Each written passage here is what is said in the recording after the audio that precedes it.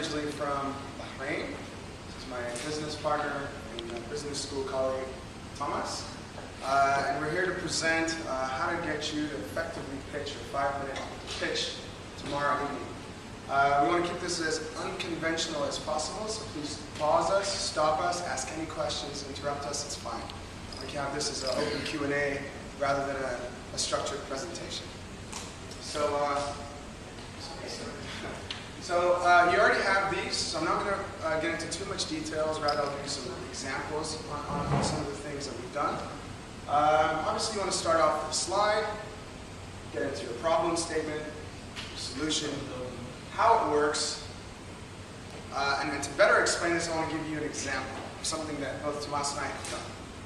So to start off, you want to have a logo, something sexy, something that can be eye-catching, something attractive, right in the beginning. We got one of the designers at Startup Weekend to put this together, and it was quite eye-catching. It represented what the company is all about, right off the bat. So let me go ahead and tell you the problem. So I'm an international student. Tomas is a global entrepreneur. There's expatriates around the world, and we all face a similar problem. When we go out to nightclubs, there's often a very long line. And even if we're dressed up, even if we have the money to go out, we might be denied at the door. And this is because we don't know a club owner, we don't know a bouncer, we don't know a promoter. And we might be denied at the door, and that sucks. And that's a problem, and that's happened to me. So make it personal, actually. The more personalized your problem, the more the investors will relate to you, and the better it sounds. So that's one. Our second problem is excess capacity. Even the finest clubs, even the most prestigious ones on Friday and Saturday night, don't sell 100% of their tables. Boom. Problem right off the bat, judges hear it, they hear it, it's all clear. Don't talk too much about it, there you go.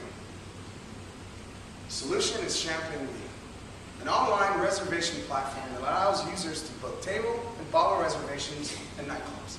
What I just said was my mantra.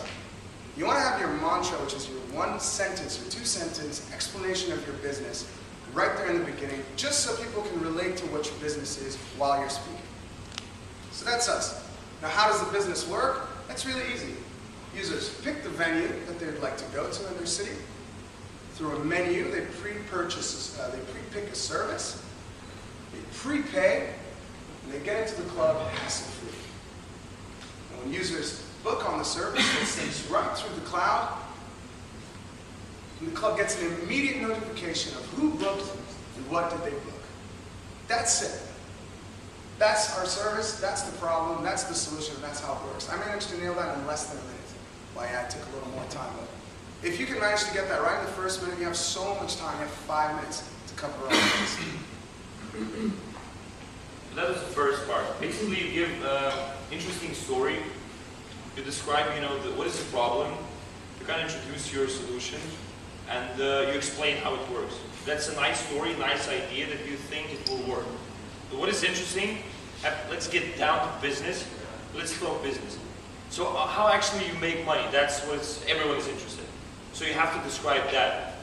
So try to avoid a lot of information in that slide and show that the business model can be something simple. So basically you have a couple of sections here. Can we have the next slide? So this is an example of a winning team in Eindhoven, in Netherlands. Business model, as we described there, was we show a company. This is us. This is a fairy tale. This is a company that actually will create an app, a game for kids. So we show that this is us. We provide a service. This is our customers. They are families. These gonna be our buyers. They're gonna spend money. So what do we offer for them is an app. It's a game. What do we get? We get money. So this is how money gets into the company. Now, in order to create the app, we need a key partner. And the partner are book publishers. So, to understand it better, we show that actually book publishers are giving us information. In exchange, we're giving them money. But that's how it is. We sell the app, money goes into the company, we have key partners, we have to pay for them. That's it. That's how it works. No text. The less the text, the more sexier the diagram, the more people get to understand what it's all about. It might be a little bit confusing, but just try to, one slide back. For example, I'm not showing everything at the beginning. No, that not. So I'm just showing something. This is us, this is our customers, this is what we offer, this is how we pay. And you can give numbers. Let's say the app's going to cost that much. So it's something interesting. Okay, they're charging, per app, they're going to charge 25. I'm going to stop them right here because I say, okay, well, this is cool. This is all awesome. Well, it works, but I don't believe you until you prove it to me. It's all a hypothesis until you prove it. Can you actually validate that this business model works? Can you go out into the field? Can you talk to your key partners? Can you talk to your early adopters, the people who will use your service first? Have you spoken to them? Have you gotten them to say, man, that's actually a really good idea? Validate your assumptions. Okay, there's, just really quickly, things off the bat, we want to have a quantitative survey. And from our experience in Startup Weekends, the mentors always say nothing less than 65 surveys. So we're going to conduct some quantitative surveys, nothing less than 65. And if you want to get some qualitative surveys, talk to your partners, talk to your early adopters. Just an example, what we usually do, or people do, they just launch create a survey, monkey survey, yeah? Survey monkey, and then you just post it on Facebook for all of your friends. Just target the market, of course, saying, this is what we targeted, we talked to these people, we got the survey. So you have something, we can have hundreds, we used to have hundreds, people who replied, so you have some statistics that you can talk about. To impress. Yeah, so you need to impress, you need to show that actually these people, are there and we talk with them. So what did they say? Give a quote. Give something, specific. Give something, that you are really validating. An example. Okay. So an example, what we did, and I'm hoping again. So, as I showed, families are our customers. Most probably moms are going to buy that, or dads. So what we did, we talked. We found, on the street, we found 10 families. We interviewed them. We made sure that they have kids that we are targeting. The kids are from 3 to 10 years old. We talked with them. So, and we're showing here that 80% gave positive feedback. They said, yes, I'm interested in that app. I would buy if it actually works. That's what you're selling. Then I'm actually asking, okay, if it works, you like it, how much would you pay? So I immediately get the price that they are ready to pay. They tell me something between 20, 30. Okay, I take average, and I'm saying that my assumption, I could say I could sell the app for $1, for 100. But no, I'm saying that I talked with people, they told me they're going to pay between 20 and 30. So I have the price. Your pricing strategy has to be validated. You can't say I'll sell my product for $100 or 100 dinars. This is what you bullshit. You have to go out there, you have to talk to your customers. Your customers have to say, okay, 100 dinars sounds like a good price, I'll pay for it. If you haven't gotten people to say that, I don't believe you. And believe me, VCs won't believe me either. So we want to show you another example. You can jump on the web page. This is Kadhem Tomas, one of the winning teams in Startup Weekend Brussels. And this is the landing page that they've had. They had a really sexy logo, as you see on the top left. Really nice, really cool, clean landing page. A landing page is basically the minimum that you need to achieve over the weekend. It is one page, no links, nothing, just with a sign-up email, your logo, just to show that you executed over the weekend, which is your second requirement, execution. So let's go ahead and play this video to show you how they validated that their business will work.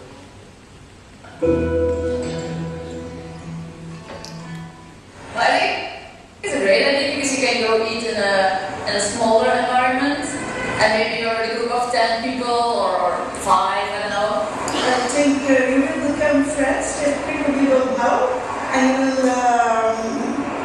you will be learning a lot about cooking on a way that's very interesting, very easy. It's better than going to a restaurant, I think. It's the opposite of fast food. So it's things that come along from that, in terms of like getting your own job somewhere, restaurant, restaurant. So like for a start, that's good. I would love to have people coming to my place and eat my food, yeah. Sweet, so let's get back to the presentation. So that's it. They went out into the streets, they talked to people, and they did something extra. They filmed it, they put a video. And they didn't even present the video. One of the VCs who was there got onto KadhemTomas.com and he saw the video right before they presented. And he said, by the way, I saw that, round of applause. They liked it, it was creative, it was different.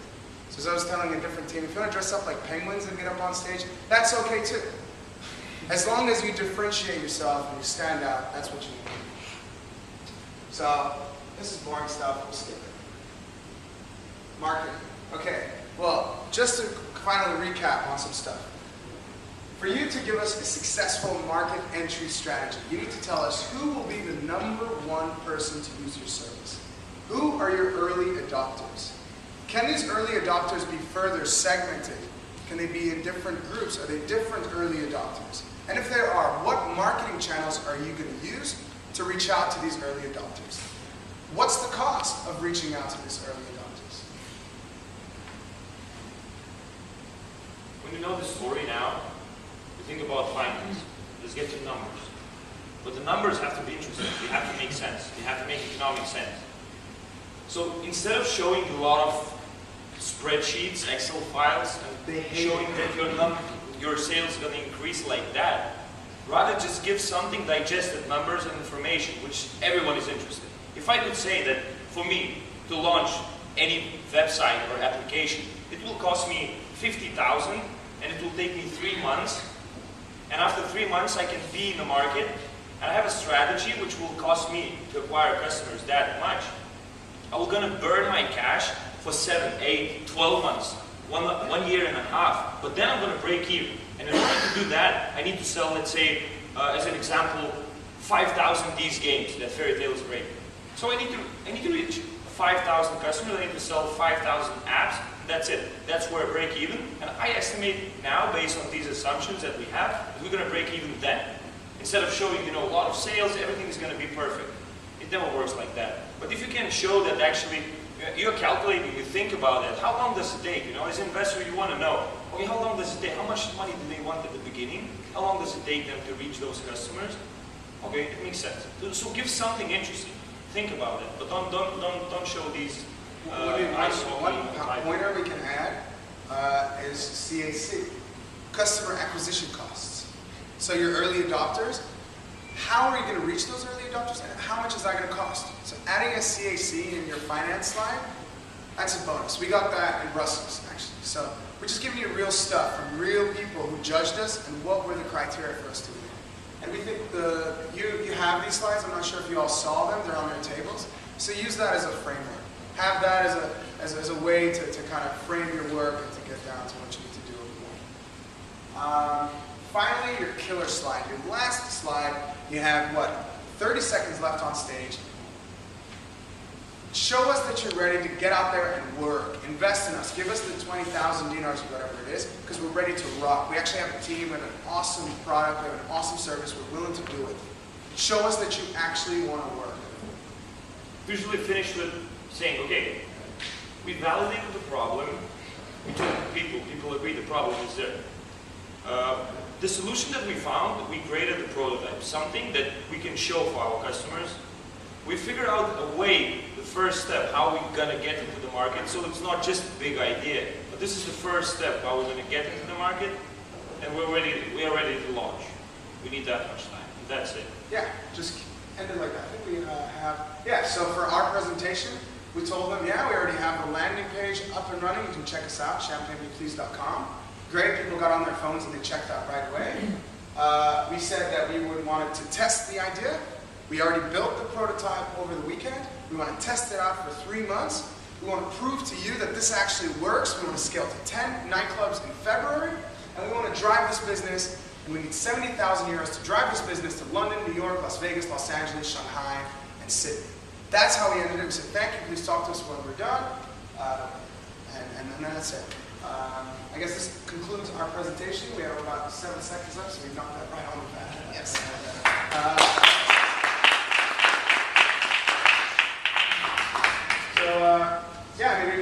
Maybe is this for us, the tennis? Do we have an open Q&A? Or? I think like 2, 3, 4 questions.